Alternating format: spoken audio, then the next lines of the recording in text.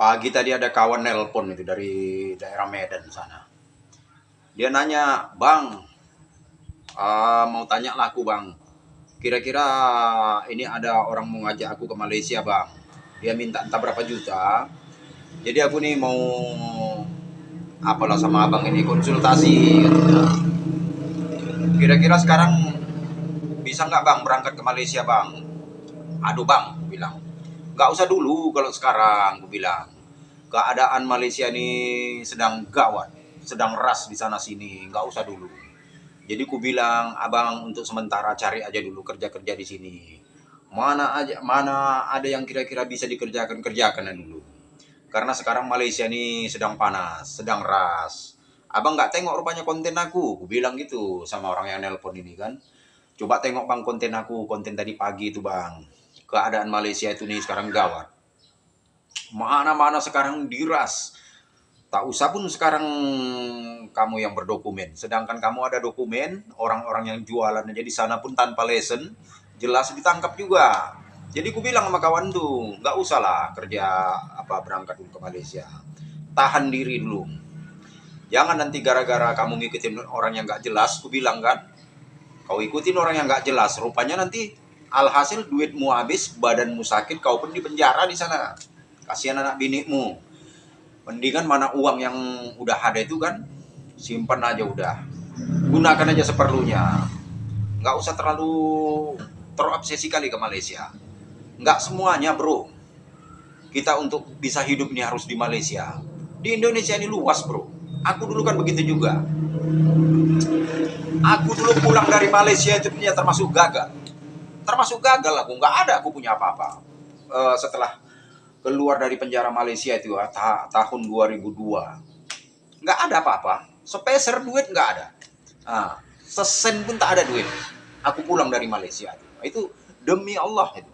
Demi Allah, demi Rasul ku katakan. Nggak ada duit, gagal. Tapi aku semangatku masih tinggi. Memang masih punya cita-cita ke depan. Alhasil aku pulang aku ke kampung bini aku. Ke sini.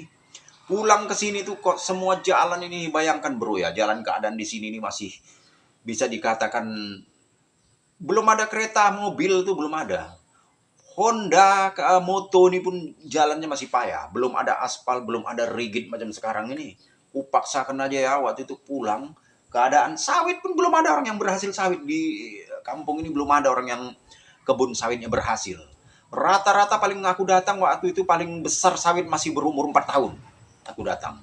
Orang yang pertama paling nanam, paling duluan paling nanam, paling ada baru umur 4 tahun. Yang lainnya masih hutan semua. Belum ada yang nanam. Tapi walaupun aku gagal di Malaysia semalam tuh waktu itu ya, aku punya impian. Terus aku berjuang di sini. Apa aja aku kerjakan. Bayangkanlah nanam padi, tanam padi. Karena mindset aku berubah.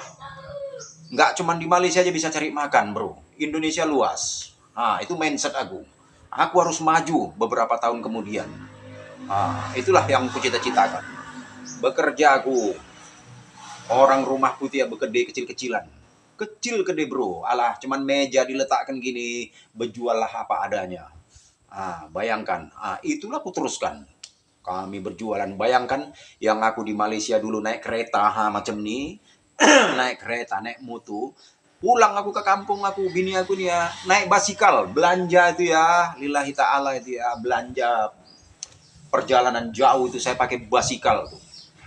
Belanja untuk kedai runcit nih, berapalah banyak basikal boleh bawa. Bayangkan, saya belanja asal hari Minggu, seminggu 3 kali belanja pergi naik basikal itu. Aku tak pandang gengsi.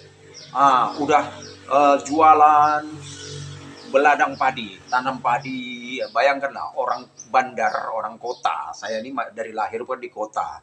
Pematang Siantar tuh kota. Kerja dekat Malaysia pun saya tinggal duduk dekat KL di bandar. Tapi karena demi masa depan, saya datang ke kampung itu hidup macam orang kampung. Hidup pakai basikal, pakai apa, saya tahankan. Tapi ya itu bro, kalau kita memang mindset kita udah kita rubah, pola pikir kita berubah. Ternyata Terus waktu pun berlalu, waktu itu pun berganti, tidak ada yang kosong. Semuanya saya kerjakan dengan step by step terus. Nah, di samping saya berjualan, menanam padi. Di samping nanam padi, mulailah berangsur tanam sawit. Bro, nggak percaya ya, saya tanam sawit pakai apa?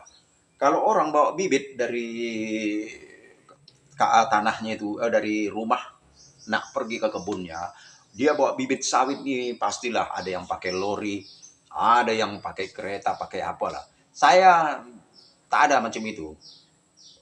Bibit sawit itu saya ikat-ikat, di sana ada 10, di sana ada 5, 10. Saya buat tangkai macam ini, nah, saya pikul macam ini. Nah, lucu, tapi begitulah kuatnya hati nak maju. Begitulah kerasnya hati ini. Otak kita ini ingin maju, kita tanam sawit. Tanah ada, kita kerjakan seada-adanya. Bukan pakai apa, pakai babat nih, tangan sampai pecah-pecah nih bro. Tangan sampai pecah-pecah. Makan apa ada, makan. Tapi kita udah punya pikiran, ini tidak akan lama, terus. Setiap hari jualan, tanam padi, tanam sawit, alhasil alhamdulillah. Berkat kita memang kegigihan, bekerja kita sambil berdoa. Bukan kita bekerja kosong aja. Bekerja, berdoa, ya Allah, minta ya Allah.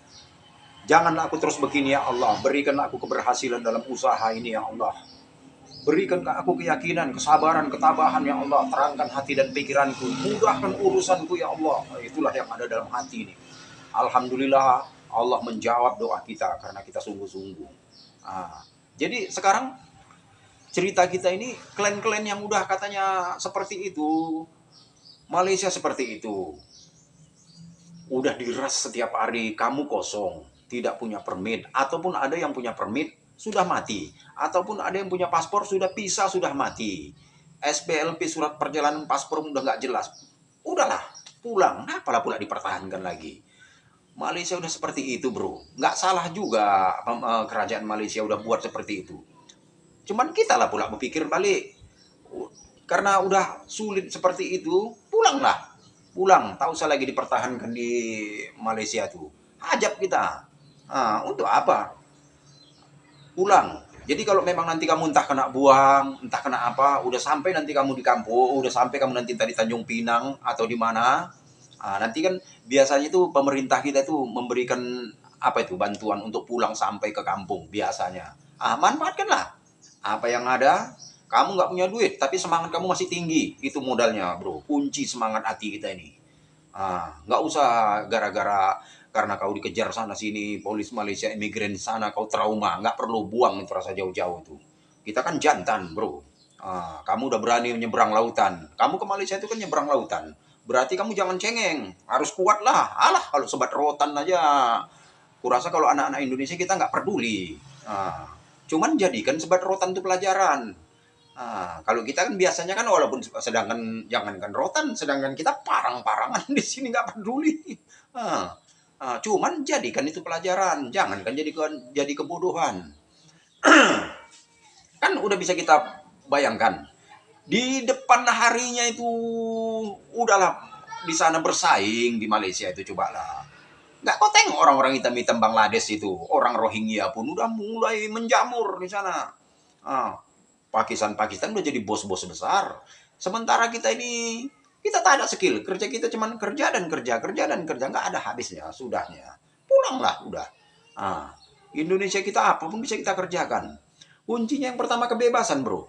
Kalau kita ini bebas, kita itu nggak merasa dikejar-kejar, memang kita tinggal di negara kita sendiri, ya, ide itu akan muncul sendiri dengan sendirinya. Karena kita ini orang yang bebas, orang yang merdeka. Berbeda dengan kita kalau kita serba terikat, serba takut, itu kita nggak akan bebas. Macam mana kamu mau hidup kayak gitu? Mau hidup dalam pengejaran seperti itu? Dalam buronan, kerja sikit takut polis, tidur sikit terbangun, tengok polisi. Masa enak kayak gitu? Nggak enak bro. Aku dulu pun mau kerja kayak gitu bro, karena aku masih muda waktu itu. Aku anggap semua itu tantangan. Aku suka tantangan. Walaupun waktu itu memang tahu aku itu bahaya, tapi aku hobi dengan hal-hal yang orang tak sanggup, aku sanggup, itu aku hobi waktu itu. Jadi itu merupakan tantangan buat diri aku. Karena manusia itu akan menjadi matang karena udah biasa menghadapi tantangan-tantangan berat. Bayangkan aja bro, di laut yang kayaknya, yang laut yang katanya ganas kayak gitu, kawan aku yang katanya keras katanya di darat nih, di laut menangis, aku enggak. Tapi itu waktu cerita waktu masih muda, masih umur 30 ke bawah bro, waktu ke Malaysia dulu. 20-an, 30 ke bawah. Kalau sekarang udah umur kayak segini, aduh nggak usah lah. Cari aja lah kerja lain bro. Indonesia kita ini luas bro. Ya Allah. Kenapa lah kau mesti harus Malaysia? Indonesia ini luas bro. Malaysia itu kalau dibanding Indonesia cuma kecil aja. Kecil. Ah, jadi kita jadi merdeka lah di Indonesia ini. Jadi buka mindset itu bro. Malaysia udah kayak gitu kok kalian masih bertahan lagi di Malaysia.